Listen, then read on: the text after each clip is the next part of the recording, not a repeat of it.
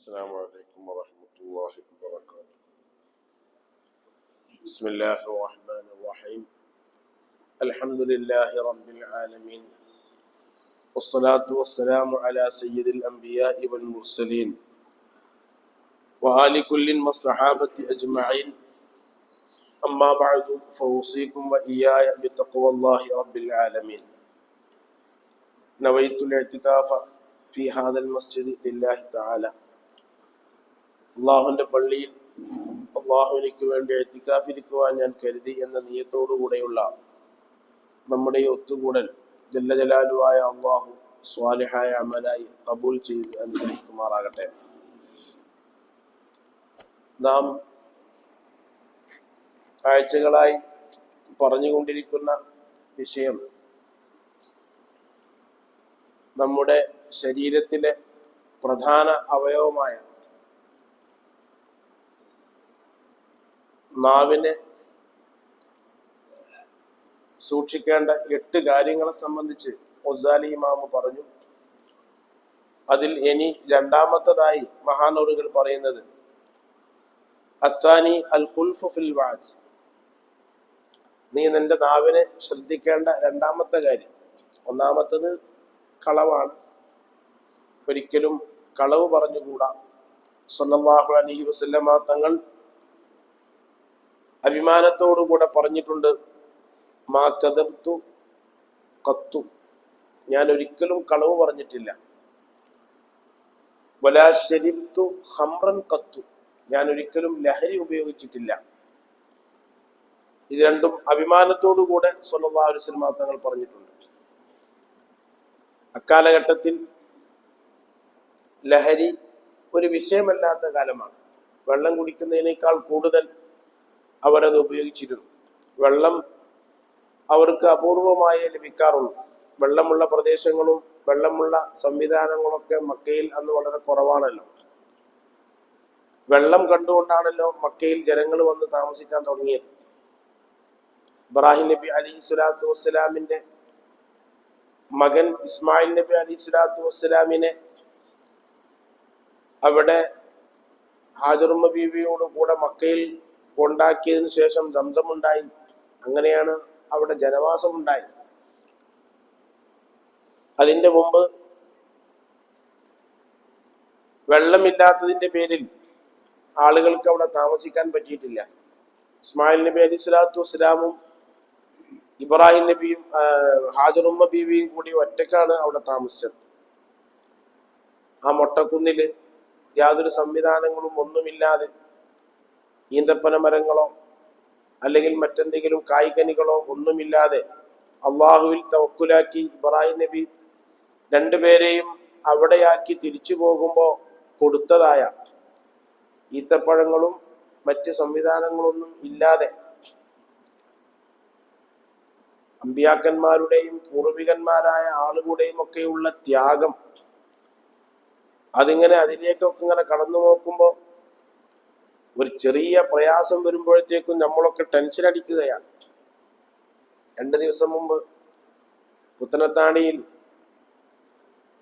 ഒരു ഹക്കീം വൈദ്യന്റെ അടുത്ത് അസിസ്റ്റന്റായി അദ്ദേഹത്തിന്റെ മരുന്നുകളും അദ്ദേഹത്തിന്റെ മറ്റ് മന്ത്രങ്ങളൊക്കെ നിർദ്ദേശിച്ചു കൊടുക്കുന്ന ഒരാൾ ഇവിടെ വന്ന് സംസാരിച്ചപ്പോൾ അയാൾ പറഞ്ഞു, 100 കണക്കിന് ആളുകൾ ഒരു ദിവസം അവിടെ വരുന്നുണ്ട്.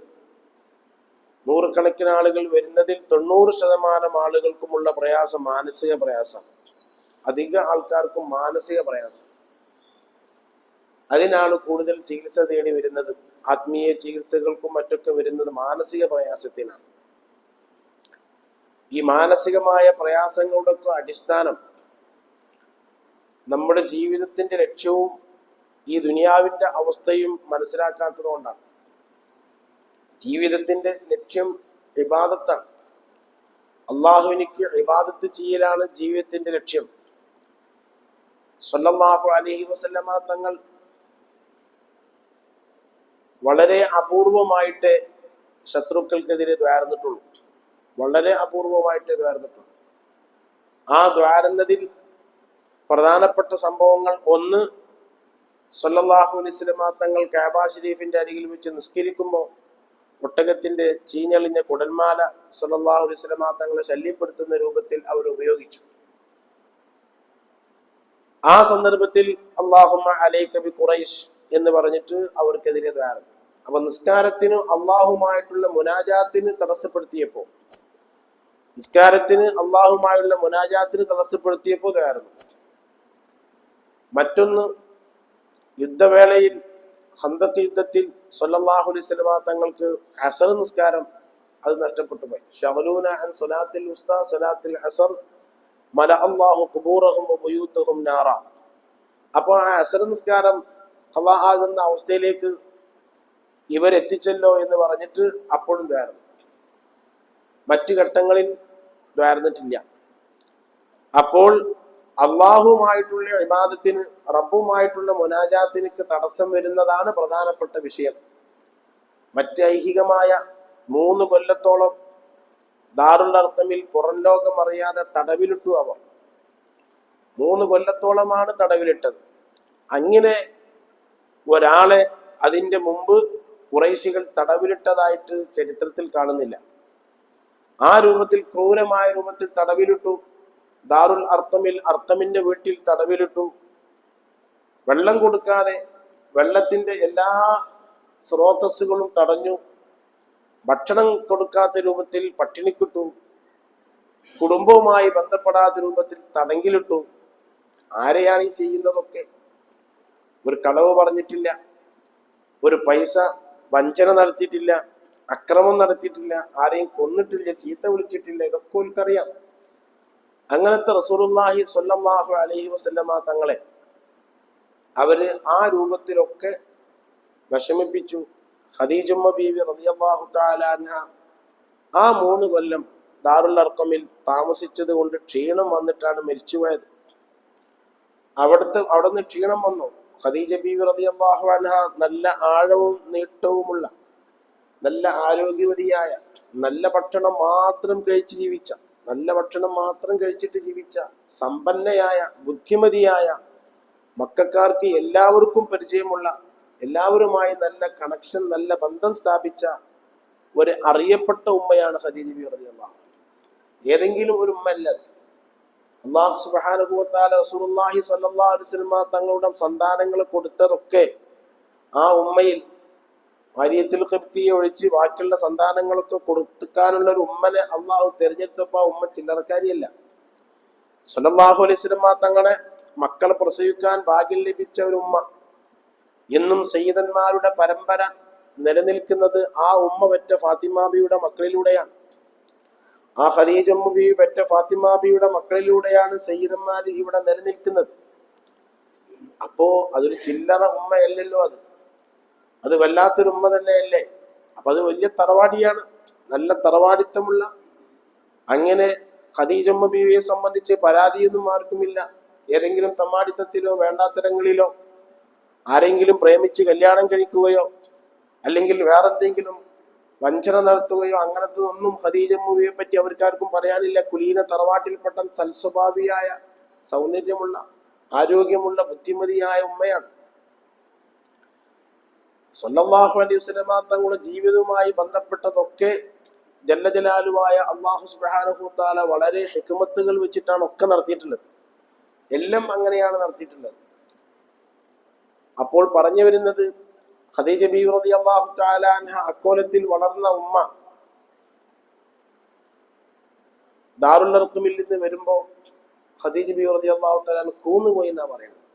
ആ ശരീരം പറ്റി മെലിഞ്ഞുപോയി, കവളൊട്ടിപ്പോയി, കണ്ണ് കുണ്ടിലേക്ക് പോയി, അതേപോലെ കൂഴ്ന്നു പോയി. ആ ദാറുൽ അർഖമിൽ നിന്ന് വരുമ്പോ കൂന്നുപോയി, ഭക്ഷണം കിട്ടാതെ വിഷമിച്ചു.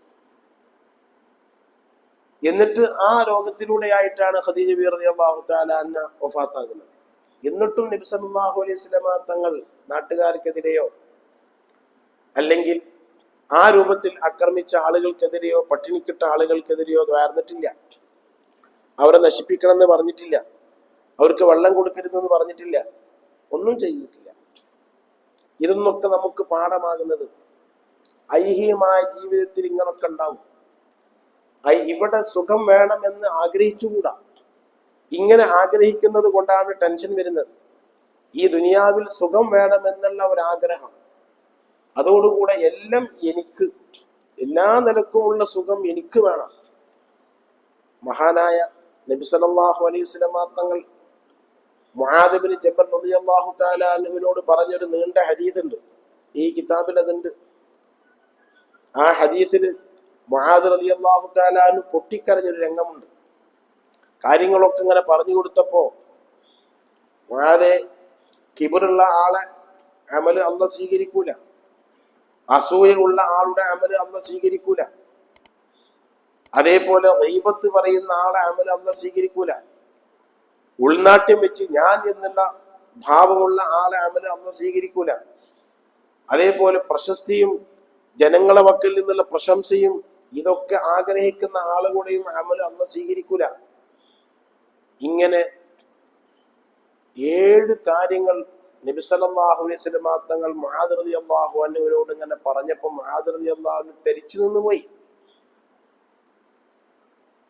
മുആദ് റളിയല്ലാഹു തആല അൻഹു ഖാലിദ് ഇബ്നു മഅദാൻ റളിയല്ലാഹു തആല അൻഹു ഈ ഹദീസ് റിപ്പോർട്ട് ചെയ്തിട്ട് പറയാണ്, മുആദ് റളിയല്ലാഹു അൻഹുവിനോട് ഇതൊക്കെ അങ്ങ് പറഞ്ഞപ്പോ മുആദ് റളിയല്ലാഹു തആല അൻഹു തെരിച്ചുപോയി. പടച്ചറപ്പേ, എങ്ങനെയാണ് പിന്നെ അമല് സ്വീകരിക്കപ്പെടുക?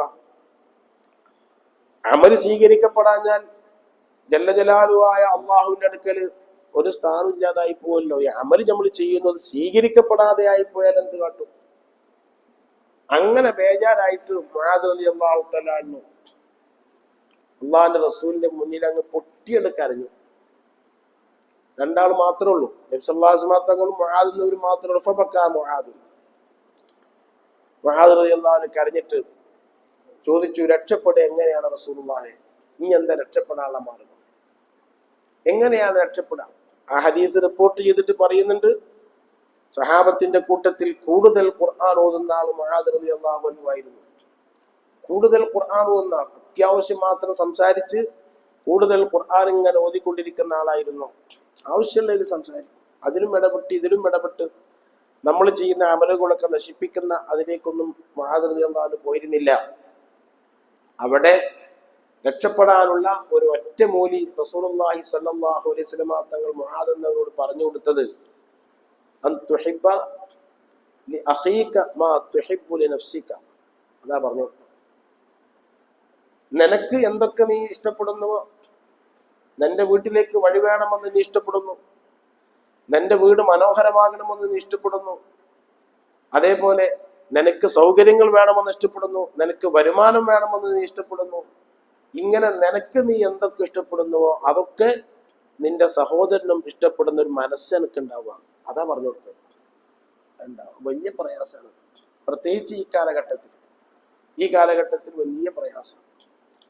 അതാ റസൂലുള്ളാഹി തങ്ങൾ പറഞ്ഞു, രക്ഷപ്പെടാനുള്ള മാർഗം അതാണ്. അങ്ങനത്തെ ഒരു മാനസിക അവസ്ഥ, ആ മാനസികാവസ്ഥ ഉണ്ടായിക്കഴിഞ്ഞാൽ അതിൽ നിന്ന് ഒരുപാട് നന്മകൾ പുറത്തേക്ക് വരും. ധാരാളം നന്മകൾ അതിൽ നിന്ന് പുറത്തേക്ക് വരും.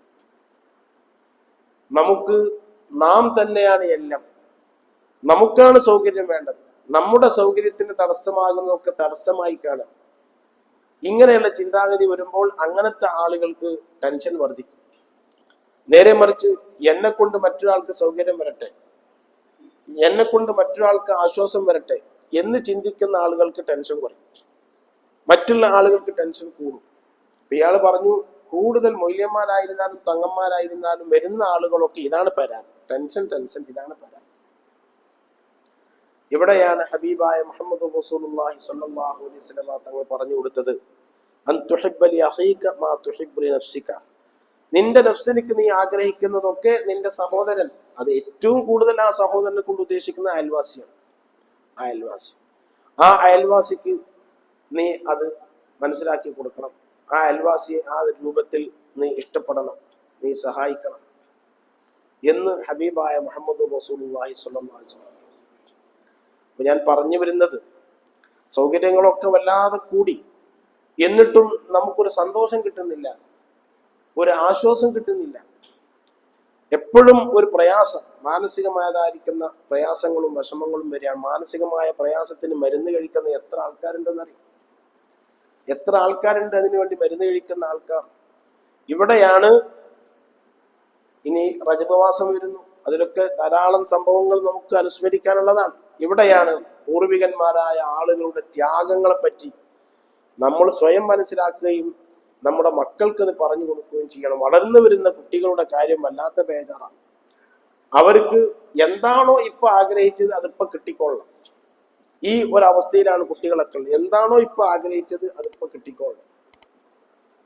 അങ്ങനെ കുട്ടികൾ വളർന്നു കഴിഞ്ഞാൽ ഈ കുട്ടികൾക്ക് എന്തെങ്കിലും സഹിക്കാൻ കഴിയോ? എന്തെങ്കിലും നേരിടാൻ കഴിയോ? അപ്പൊ ഇവിടെയാണ് ഇബ്രാഹിം നബി അലൈഹി സ്വലാത്തു വസ്സലാം ഖലീലുല്ലാഹി അല്ലേ, ഖലീലുല്ലാഹി അല്ലേ, അള്ളാഹുവിന്റെ ഖുല്ലത്ത്, അള്ളാഹുവുമായിട്ടുള്ള പ്രത്യേകമായ ആ ബന്ധം. അമ്പിയാക്കന്മാരുടെ കൂട്ടത്തിൽ മുർസലീങ്ങളുടെ കൂട്ടത്തിൽ ഉലുൽ അസ്മ്, ആ ഉലുൽ അസ്മ് ആകുന്ന മുർസലീങ്ങളിൽപ്പെട്ട ആളല്ലേ ഇബ്രാഹിം നബി അലൈഹി സ്വലാത്തു വസ്സലാം. ആ ഇബ്രാഹിം നബി അലൈഹി സ്വലാത്തു വസ്സലാമിനിക്ക് എന്തെല്ലാം പരീക്ഷണങ്ങൾ ജല്ല ജലാലുവായ അല്ലാഹു സുബ്ഹാനഹു വ തആല കൊടുത്തു. അവിടെയൊന്നും പതറിയില്ലല്ലോ, ഒരു പരീക്ഷണത്തിലും പതറിയില്ലല്ലോ. നമ്രൂദിന്റെ തീക്കുണ്ടാരത്തിലേക്ക് എറിയാൻ വേണ്ടിയിട്ടുള്ള എല്ലാവിധ സംവിധാനങ്ങളും ചെയ്തപ്പോ, നമ്രൂദിന്റെ തീക്കുണ്ടാരത്തിലേക്ക് എറിയാനുള്ള സൗകര്യങ്ങളൊക്കെ ചെയ്തപ്പോ അപ്പോഴും പതറിയില്ല ഇബ്രാഹിം നബി. ആ സമയത്ത് ഇബ്രാഹിം നബി അലൈഹി സ്വലാത്തു വസ്സലാമിനെ സഹായിക്കാനും മുസ്ലിമീങ്ങളായിട്ട് ആരും അവിടെ ഇല്ല. ഇബ്രാഹിം നബി ഒറ്റക്കാണ്, ആരുമില്ല, മക്കളുമില്ല. മക്കള് ഇസ്മായിൽ നബി ഇസ്ഹാഖ് നബി ഒന്നും ഉണ്ടായിട്ടില്ലല്ലോ. മക്കളില്ല, അയൽവാസികളില്ല, ജ്യേഷ്ഠനില്ല, അനുജനില്ല, കുടുംബമില്ല, ഭാര്യയില്ല, ആരുമില്ല, ഒറ്റക്കാണ്.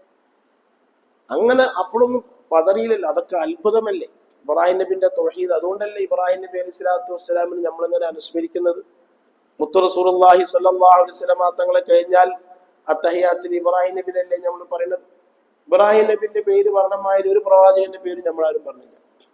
ഇബ്രാഹിം നബിനെ അനുസ്മരിക്കണമായി വേറെ ആരും അനുസ്മരിക്കുന്നില്ല. റസൂലുള്ളാഹിന്റെ ആണ്ട് കഴിഞ്ഞാൽ ഏറ്റവും വലിയ ആണ്ട് ഇബ്രാഹിം നബിന്റെ പേരിലാണ് കഴിക്കണത്. അതിന് പേരെന്ത് വെച്ചാലും ശരി, ഉദഹയ്യത്ത് എന്ന് പേര് വെച്ചാലും ശരി, അല്ലെങ്കിൽ വേറെന്ത് പേരെന്ത് വെച്ചാലും ശരി, അത് പേർക്ക് ഇഷ്ടമുള്ള പേരൊക്കെ വെക്കാണ്. സംഗതി അത് ആണ്ടന്നല്ല. അതിനല്ലേ ആണ്ട് പറഞ്ഞാൽ ഒരാളെ അനുസ്മരിക്കുക, എന്നിട്ട് അത് നല്ല പോത്തിറക്കുക, എന്നിട്ട് എല്ലാവർക്കും കൊടുക്കുക, ഇതന്നല്ലേ ആണ്ട്. അത് റസൂലുള്ളാഹി സ്വല്ലല്ലാഹു അലൈഹി വസല്ലം തങ്ങൾ ആണ്ട് കഴിഞ്ഞാൽ ഏറ്റവും വലിയ ആണ്ട് കഴിക്കുന്നത്, എല്ലാവരും കഴിക്കുന്നത് ഇബ്രാഹിം നബിന്റെ പേരിലാണ്. എന്തേത് അത്രക്ക് വലിയ ത്യാഗമാണ്. ടെൻഷൻ എന്ന് പറയുന്ന ഒന്ന് ഇബ്രാഹിം നബിന്റെ അടുത്തേക്ക് പോയിട്ടുണ്ടെങ്കിൽ അതെന്തുകൊണ്ട് പോയിട്ടില്ല? അല്ല കണക്കാക്കിയതേ ഉണ്ടാവുള്ളൂ, അല്ല ഒക്കെ അറിയുന്നുണ്ട്, അല്ല കണക്കാക്കിയതേ ഉണ്ടാവുള്ളൂ എന്നുള്ള ആ അചഞ്ചലമായ ആ വിശ്വാസം, സുബ്ഹാന ജല്ല ജലാലു, അതൊരു ചെറിയ വിശ്വാസമാണ്, വലിയ വിശ്വാസമാണ്. മിനിങ്ങളായ ആൾക്കാർ, പ്രത്യേകിച്ച് ഈ ഇന്ത്യ രാജ്യത്ത് വളർന്നു വരുന്ന നമുക്ക് വേണ്ടത് ഈ ത്യാഗങ്ങളെ സംബന്ധിച്ചുള്ള ബോധമാണ്.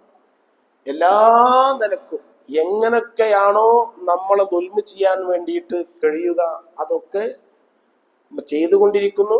അതിനൊക്കെ തീരുമാനങ്ങൾ എത്രയോ കൊല്ലങ്ങൾക്ക് മുമ്പ് എടുത്തതാണ്. അത് മനസ്സിലാക്കാൻ വൈകിയാലും ശരി, ഇല്ലെങ്കിലും ശരി, അതൊക്കെ എത്രയോ കൊല്ലങ്ങൾക്ക് മുമ്പ് എടുത്തിട്ടുള്ള ഇവിടെ നടന്ന ധാരാളം സംഭവങ്ങൾ.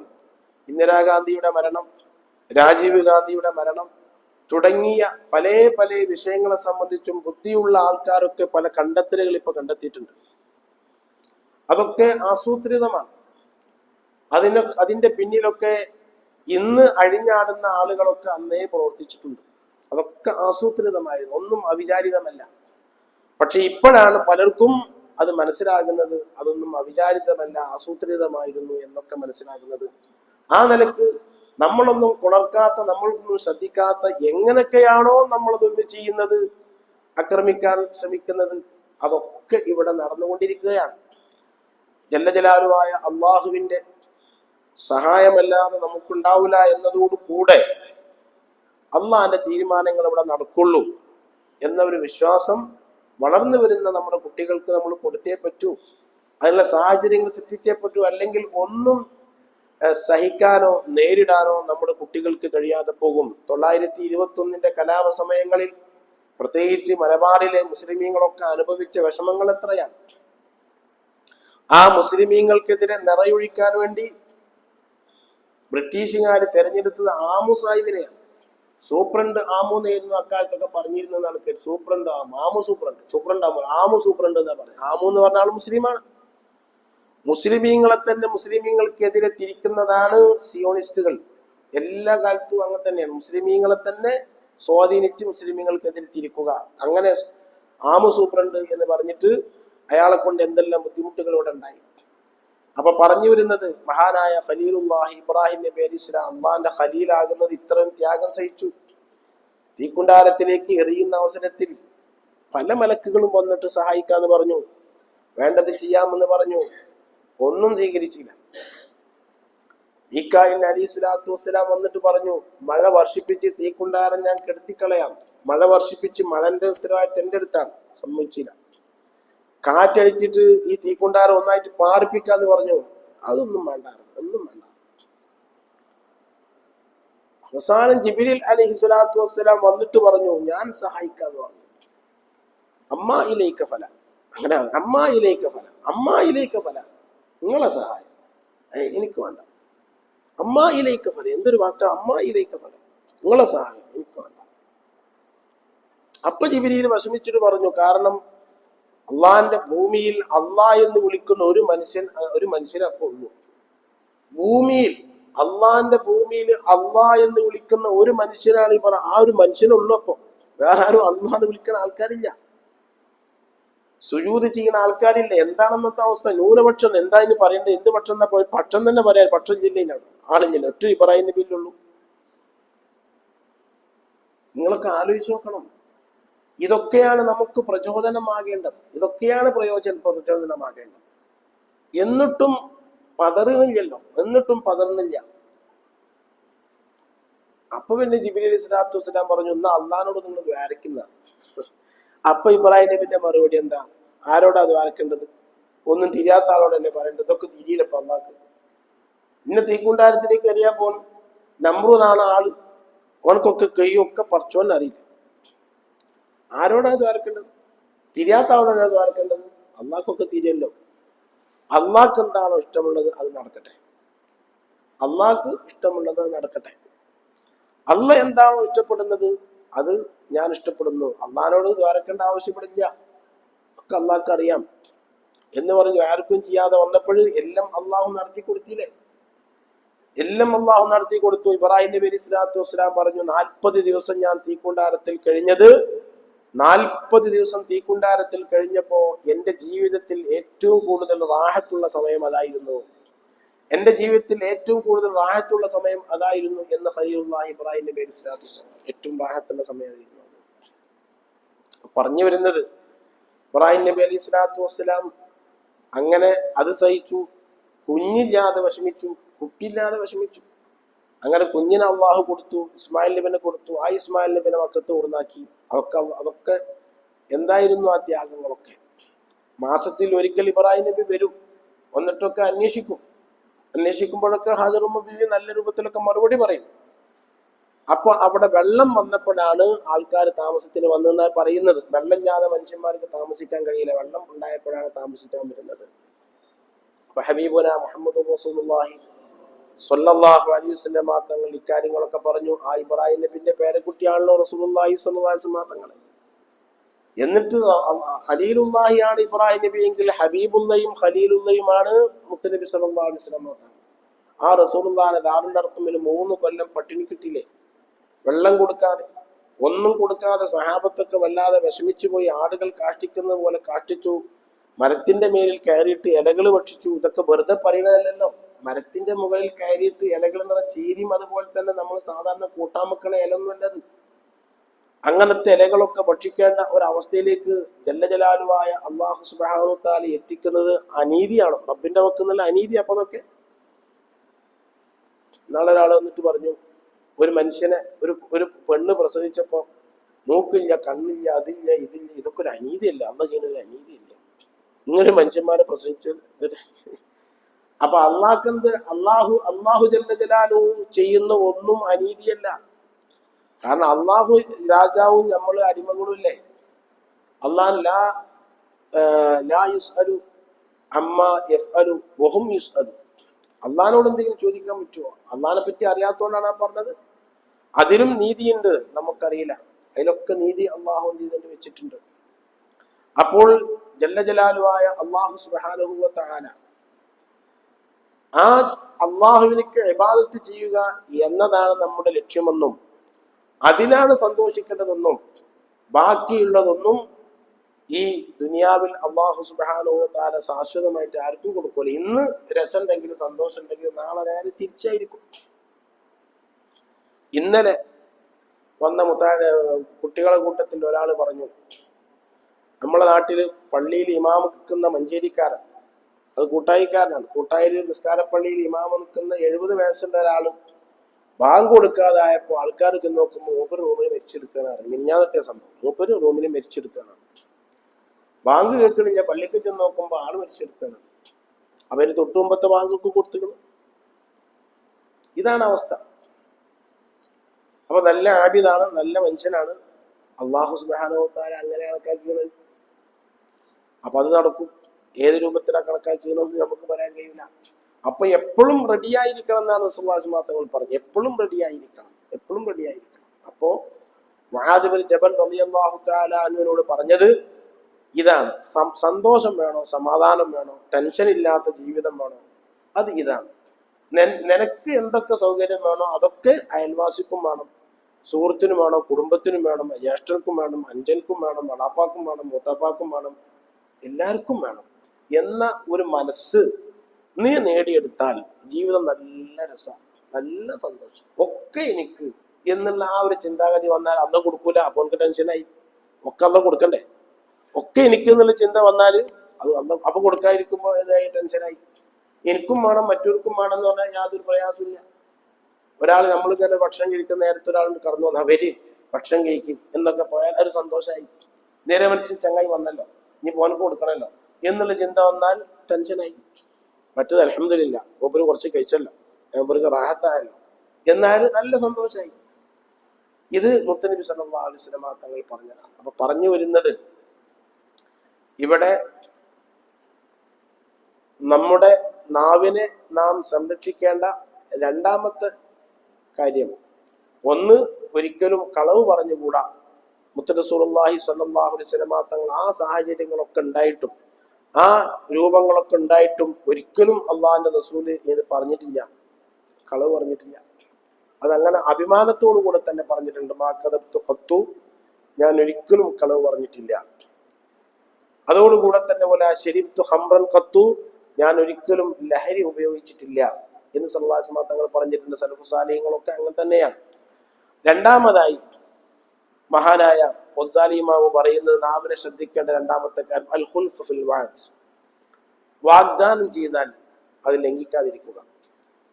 ഒന്ന് ഗസാലി ഇമാം പറഞ്ഞു, ഫഇയ്യാക അൻ തഅദ ബിശൈഇൻ വലാ തഫീ ബിഹി, വാഗ്ദാനം ചെയ്യുമ്പോൾ അത് പൂർത്തിയാക്കാൻ കഴിയണം. പൂർത്തിയാക്കാൻ കഴിയുന്ന വാഗ്ദാനം ചെയ്യാവൂ, അല്ലെങ്കിൽ വാഗ്ദാനം ചെയ്യരുത്. പൂർത്തിയാക്കാൻ കഴിയുന്ന അഭിമാനത്തിന് വേണ്ടി പറയരുത്. ചില സമയത്ത് ആൾക്കാർ സംഭാവന ചോദിച്ചാൽ പൈസ കൊടുക്കാണ്ടാവുമ്പോൾ കൊടുക്കാൻ ഇല്ല എന്നറിയാം. എല്ലാ സമയത്തും അതെങ്ങനെ ഉസ്താദെ പറയും, ഇല്ലാതെങ്ങനെ പറയും, ഇല്ലാന്നറിയാം. കൊടുക്കണതും കൊടുക്കാതിരിക്കണം അന്നല്ലേ. അന്ന കാശ് തന്നാലല്ലേ ഒരാൾക്ക് കൊടുക്കാൻ കഴിയുള്ളൂ. അന്ന് നീനിപ്പം എന്താകട്ടെ, അത് അന്ന് പരീക്ഷിക്കും. വലിയ മുതലാളിമാരായ ആൾക്കാരൊക്കെ പരീക്ഷിക്കപ്പെടും. അതിനാണ് പൈസനോടുള്ള ആ ബാധ്യത മനസ്സിലാക്കി ചെലവാക്കണമെന്നാണ്. ഇവിടെ കഴിഞ്ഞു പോയ കാലങ്ങളിലെ ചരിത്രങ്ങളൊക്കെ പരിശോധിക്കുകയാണെങ്കിൽ അത് വ്യക്തമായി മനസ്സിലാക്കാൻ സാധിക്കും. അമിതമായി ചെലവാക്കിയ മുതലിനോടുള്ള ബാധ്യത മനസ്സിലാക്കാതെ ജീവിച്ച ആൾക്കാരൊക്കെ പരീക്ഷിക്കപ്പെട്ടിട്ടുണ്ട്. ഈ രാജ്യത്ത് നടന്നിട്ടുണ്ട്, നമ്മുടെ വേലേപ്പറമ്പിൽ നടന്നിട്ടുണ്ട്. അങ്ങനെ എല്ലാ രാജ്യത്തും, എൻ്റെ നാട്ടിൽ ഉണ്ടായിട്ടുണ്ട്, അങ്ങനെ ഒരുപാട് സ്ഥലത്ത് ഉണ്ടായിട്ടുണ്ട്. ബാപ്പ ഒരിക്കലും നമ്മോട് പറഞ്ഞു, സ്വർണച്ചാക്ക് കൊടുന്ന് ചെരിഞ്ഞിരുന്ന കുതിരപ്പുറത്ത് നടന്നിരുന്ന ആളുടെ മകനാണ് ആ വന്നത് പറഞ്ഞു. ഒരിക്കൽ പറഞ്ഞു, കുതിരപ്പുറത്ത് നടന്നിരുന്ന ആള്. അന്ന് അക്കാലഘട്ടത്തിലൊക്കെ കുതിരപ്പുറത്ത് നടക്കാനാലൊക്കെ വലിയ വലിയ ആൾക്കാരല്ലേ നടക്കുള്ളൂ. സ്വർണച്ചാക്ക് കൊടുത്ത് ചെരിഞ്ഞിരുന്നു ആ വീട്ടിൽ. ആ വീട്ടിൽ വളർന്ന ആളുടെ മകനാണ് ആ വന്നത്. എന്തിനു വേണ്ടി വന്നത്? ഒരു സഹായത്തിന് വേണ്ടി വന്നത്. ബാപ്പാനടുത്ത് സഹായത്തിന് വേണ്ടി, കൈ നീട്ടാൻ വേണ്ടി. എന്നാൽ അവരുടെ കാലത്ത്, അവരൊക്കെ പറത്തി ജീവിച്ചിരുന്ന കാലത്ത്, ഒരു കുട്ടിയായി ഒരു കുപ്പായിടാനോ തുണിയെടുക്കാനോ വകയില്ലാതെ, ഒരു നേരത്തെ കഞ്ഞി കുടിക്കാൻ വകയില്ലാതെ ആർത്തിയോടുകൂടെ നടന്നിരുന്നു അന്ന് വാപ്പ പറഞ്ഞിരുന്നു. അങ്ങനെ നടന്നിരുന്ന കാലമുണ്ട്. അന്നൊന്നും ഇവരാരും തിരിഞ്ഞു നോക്കിയില്ല. പക്ഷെ അള്ളാഹ് ഓലൊക്കെ താഴ്ത്തി. ഓലൊക്കെ താഴ്ത്തിയിട്ട് ഇപ്പൊ ഇറക്കേണ്ട ഒരവസ്ഥയിലേക്ക് എത്തിച്ചു എന്ന് ഞങ്ങൾക്ക് പറഞ്ഞു തന്നു. അതൊക്കെ എന്തുകൊണ്ടാണ്? അള്ളാഹു കൊടുത്തതിനോടുള്ള ബാധ്യതയും കടപ്പാടുകളും മനസ്സിലാക്കാതെ അങ്ങനെ ജീവിക്കുന്ന ഘട്ടത്തിൽ അള്ളാഹു പരീക്ഷിക്കുകയാണ്. അള്ളാഹുവിന്റെ പരീക്ഷണം വന്നാൽ അള്ളാഹ് പറഞ്ഞത് അങ്ങനെയാണ്, ലയിൻ ശക്കർത്തും ലഅസീദന്നക്കും, നിങ്ങൾ നന്ദി ചെയ്താൽ ഞാൻ വർദ്ധിപ്പിച്ചു തരും. നിങ്ങൾ നന്ദി ചെയ്യണം. ഒരുപാട് കാരണങ്ങൾ അതിലുണ്ട്. നന്ദി ഒരുപാട് കാര്യങ്ങൾ കൊണ്ട് നന്ദി ചെയ്യേണ്ടി വരും, ഒരുപാട് കാര്യങ്ങൾ ശ്രദ്ധിക്കേണ്ടി വരും. നിങ്ങൾ നന്ദി ചെയ്താൽ ലഅസീദന്നക്കും, ഞാൻ നിങ്ങൾക്ക് വർദ്ധിപ്പിച്ചു തരും. വലയിൻ ശക്കർത്തും, നിങ്ങൾ വലയിൻ കഫർത്തും, നിങ്ങൾ നന്ദി കേട് കാണിച്ചാൽ ഇന്ന അദാബി ലശദീദ്, അങ്ങനെ പറഞ്ഞു. ഇന്ന അദാബി ലശദീദ്, എന്റെ അദാബ് ശക്തിയാണ് കേട്ടോ, തടുക്കാൻ കഴിയില്ല, അത് ശക്തമാണ്, തടുക്കാൻ കഴിയില്ല എന്നാണ് പറഞ്ഞത്.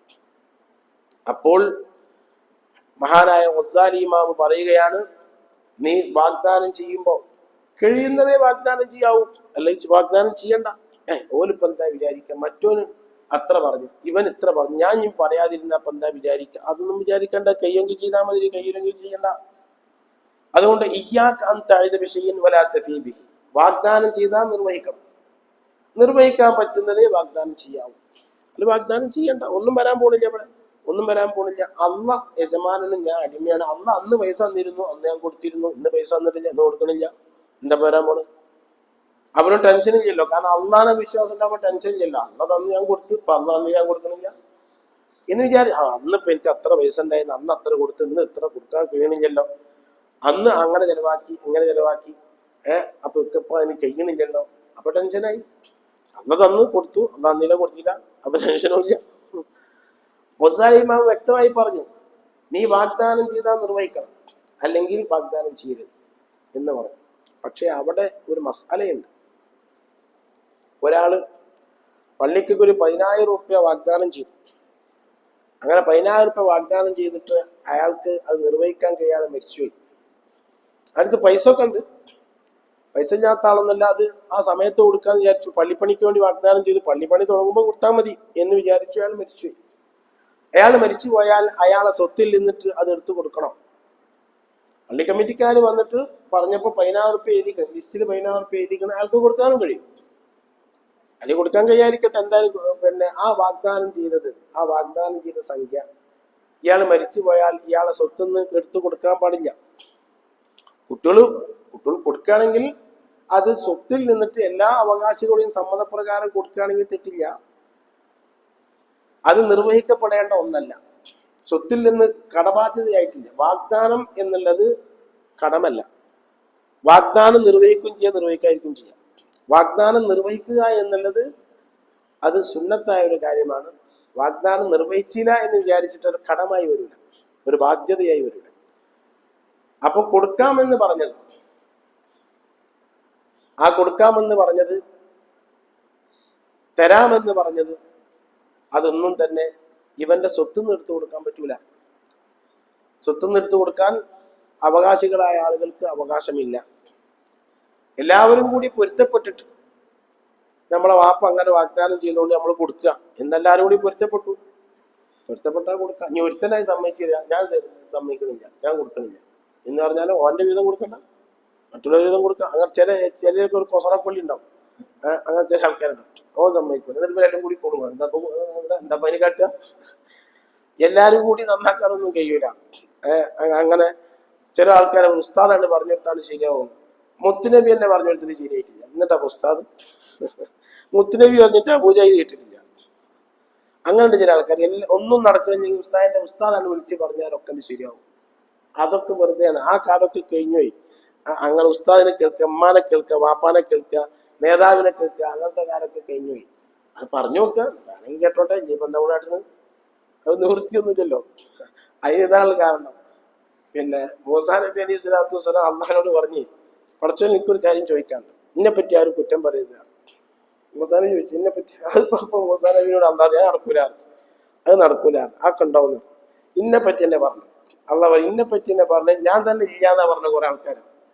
അള്ളന്റെ ഇല്ലാതെ ഇന്നെ പറ്റി എന്നെ പറഞ്ഞു, പിന്നെ നിങ്ങളെ പറ്റി പറയായിരിക്കും. അതൊന്നും നടക്കാൻ പോണ കാര്യമില്ല. അതൊന്നും വിചാരിച്ച് ജീവിക്കും വേണ്ട. എന്നെ പറ്റി ഞാൻ ഇപ്പൊ ഇങ്ങനെ വിചാരിച്ചിരിക്കും, ഉസ്താദ് ഇപ്പൊ 10-25 കൊല്ലം എന്നെ പറ്റി ആരൊന്നും പറയാൻ പാടില്ല, ഞാൻ പറഞ്ഞ എല്ലാവരും കേൾക്കാൻ തന്നെ, ഞാൻ ഏറ്റവും വലിയ പൊട്ടനാണ്. അത് നടക്കൂല. അങ്ങനെ ഇല്ല. കുറെ ആൾക്കാർക്ക് നല്ലത് പറയും, കുറെ ആൾക്കാർ അതാണ് അത്തായറാന സംബി ബിരിൻ മുസ്തിരായ മദഹും ദമ്മും സവ ആയിട്ട് കുറെ ആൾക്കാർ നല്ലത് പറയും, കുറെ ആൾക്കാർ അത് അങ്ങനെ തന്നെയാണ് എല്ലാ കാലത്തും. റസൂലുള്ളാഹിയുടെ കാലത്തും അങ്ങനെ തന്നെയാണ്, സഹാബത്തിന്റെ കാലത്തും അങ്ങനെ തന്നെയാണ്, ബദരീങ്ങളുടെ കാലത്തും അങ്ങനെ തന്നെ, അമൃതങ്ങൾ പാപ്പാന്റെ കാലത്തും അങ്ങനെ തന്നെയാണ്, എല്ലാ കാലത്തും അങ്ങനെ തന്നെയാണ്. അതൊന്നും നടക്കാൻ പോണ കാര്യമല്ല. അങ്ങനെ ഇവിടെ അങ്ങനെ ആയാലും ടെൻഷനായി, അങ്ങനെ അതൊന്നും ഉണ്ടാവില്ല. അപ്പൊ പറഞ്ഞു വരുന്നത്, ഇവിടെ വാഗ്ദാനം ചെയ്തു കഴിഞ്ഞാൽ ആ വാഗ്ദാനം ലംഘിക്കരുത്. പക്ഷേ സ്വത്തൊന്നും എടുത്തു കൊടുക്കാൻ അവകാശമില്ല. ഞാൻ കരുവന്തിരുത്തിയിലുണ്ടാവുമ്പോൾ അങ്ങനെ ഒരു വിഷയം ഉണ്ടായി. അവിടെ വലിയൊരു ആചാര്യനുണ്ടായിരുന്നു, അയാൾ ഒരുപാട് സദഖ ചെയ്യുന്ന ആളാണ്. അയാൾ പെട്ടെന്ന് തന്നെ മരിച്ചു. ഒരുപാട് ആളുകൾക്ക് അത്താണിയായിരുന്നു, ഒരുപാട് ആളുകൾക്ക് അത്താണിയും മറ്റൊക്കെ ആയിരുന്ന മനുഷ്യനായിരുന്നു. അപ്പോൾ അദ്ദേഹം പള്ളിക്ക് അവർക്ക് കൊടുക്കൊക്കെ ഒരുപാട് വാഗ്ദാനം ചെയ്തിരുന്നു. ആ വാഗ്ദാനം ചെയ്തതൊക്കെ സ്വത്ത് നിർത്തി കൊടുക്കാൻ പറ്റുമോ ഇല്ല എന്നുള്ള ചർച്ച വന്നു. അപ്പൊ ഞാൻ വാപ്പാട് പോയി ചോദിച്ചു, അത് പറ്റൂല, അങ്ങനെ സ്വത്ത് നിർത്തി കൊടുക്കാൻ പറ്റൂല. വാഗ്ദാനം എന്നുള്ളത് സ്വത്ത് നിർത്തി കൊടുക്കാൻ പറ്റുന്ന ഒന്നല്ല. വാഗ്ദാനം അയാൾക്ക് നിർവഹിച്ചാൽ നിർവഹിച്ചു, ഇല്ലെങ്കിൽ അത് സ്വത്ത് നിർത്തി കൊടുക്കാൻ പറ്റുകയില്ല, അതിന് യാതൊരു വകുപ്പില്ല എന്ന് പറഞ്ഞു. അത് ഞാൻ ഇടയ്ക്ക് വെച്ച് പറഞ്ഞതാണ്. അതിപ്പോ ഏത് വാഗ്ദാനം ആയിരുന്നാലും അങ്ങനെ തന്നെ, കൊടുത്തു കഴിഞ്ഞാൽ പോയി. വാഗ്ദാനം ചെയ്താൽ പിന്നെ നമ്മൾ സ്വത്തുമായി ബന്ധപ്പെട്ട ഒന്നല്ല, അത് ദൈനായി കടമായി അത് എന്തെങ്കിലും വരൂല. അത് സംഗതി പറഞ്ഞു എന്നേ ഉള്ളൂ. അപ്പോ മഹാനവറുകൾ പറയുകയാണ്,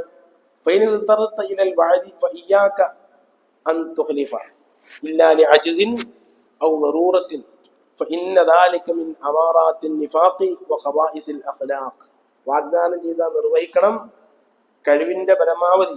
ഇനി എനിക്ക് നിർവഹിക്കാൻ കഴിയാതെ വന്നാൽ നിവൃത്തിയില്ല, അത് വലിയൊരു വിഷയമാണ്. അത് നിർവഹിക്കാതിരിക്കൽ, ലംഘനം നടത്തല് നിഫാഖിൽപ്പെട്ടതാണ്, കാപട്യത്തിൽപ്പെട്ട. ഞാൻ 10 മണിക്ക് വരും, 10 മണിക്ക് പോണം. 10 മണിക്ക് വരും എന്ന് പറഞ്ഞാൽ 10 മണിക്ക് പോകണം. പക്ഷെ എനിക്ക് പലപ്പോഴും നിങ്ങൾ 10 മണിക്ക് പരിപാടി വെച്ചു, 10:30 മണിക്ക് പരിപാടി വെച്ചു, 11 മണിക്ക് വെച്ചാൽ വരാൻ കഴിയൂല. കാരണം നമുക്കിവിടെ വേറെ പണിയുള്ളതുകൊണ്ടാണ്. ചിലപ്പോൾ ക്ലാസ് അങ്ങോട്ട് നീണ്ടുപോകും. ക്ലാസ് നീണ്ടുപോയിട്ടാൽ ഒരു വെപ്പുങ്ങൾ എത്തിക്കാതെ നമുക്ക് നിർത്താൻ കഴിയൂല. അരമണിക്കൂർ വിചാരിച്ച് നടക്കുന്ന ചില ക്ലാസ്സുകൾ 1 മണിക്കൂർ 1.5 മണിക്കൂറൊക്കെ ഉണ്ടാവും. അപ്പൊ നിങ്ങൾ 10 മണിക്ക് ഉസ്താദിനോട് ദിക്റിന് വരാൻ വേണ്ടി പറഞ്ഞാൽ ചിലപ്പോൾ എനിക്ക് വരാൻ കഴിഞ്ഞോളന്നില്ല, അല്ലെങ്കിൽ 11 മണിക്ക്. കാരണം അതൊന്നും എന്റെ കടമല്ല. എന്റെ കടമ ദർശനത്തിലാണ്. ഞാൻ എനിക്ക് നിങ്ങൾ അത്തരം പരിപാടികൾക്ക് വരിക എന്നുള്ളത് അത് നാടുമായി ബന്ധപ്പെട്ട ഒരു സൗഹൃദമാണ്.